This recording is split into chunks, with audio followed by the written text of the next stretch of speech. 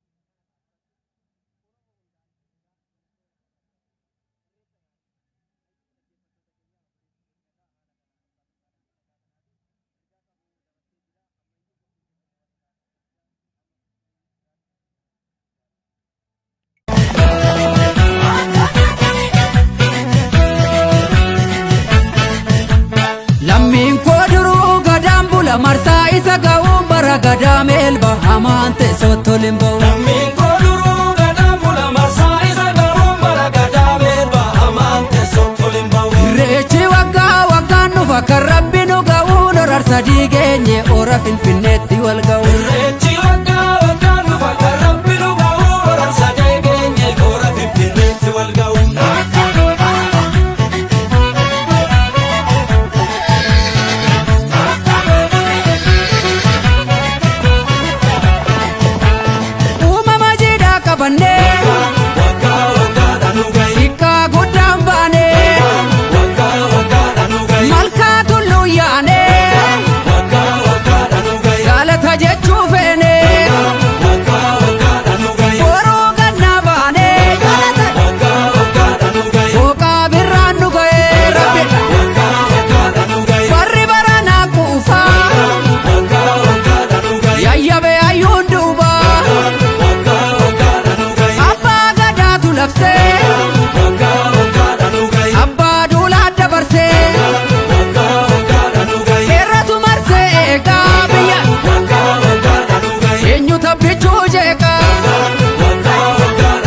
Ayyaantuun marsee shaggar jira omtuun nu danda'u kanuma keenya biyyi hamaan teessootti ol hin ba'u. Ayyaantuun marsee shaggar jira omtuu si danda'u jira foolleen Oromoo hamaan teessootti ol hin ba'u. Innaanuuf guddisi jabaa bulchi jennee si kadhannaa kan dabees qajeelchi uumaa guddaa sitti abdannu. Irreechi waggaa waggaan dhufa kan rabbi nu ga'uun horar sadii geenye ora finfinneetti wal ga'u. Deebi'aan nuuratti irreechi uumaan deebise ayyaantuu deebise abbaan biyyaasi jabeessi uumaan deebise ayyaantuu deebise jaarraa tokko walakkaa kan ture uumaan deebise ayyaantuu deebise hayyuu qabdaa warra rakkoo fure uumaan deebise ayyaantuu deebise warri finfinnee saganamaati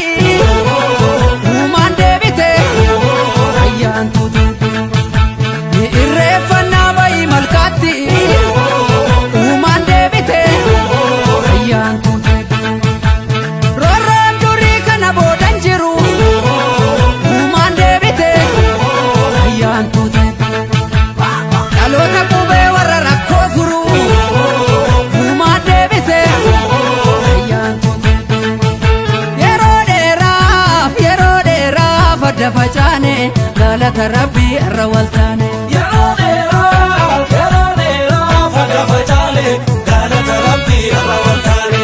Dhiigaan dhufee ilmatti laanne galata rabbii irra waltaane. Dhiigaan dhufee ilmatti laanne galata rabbii irra waltaane.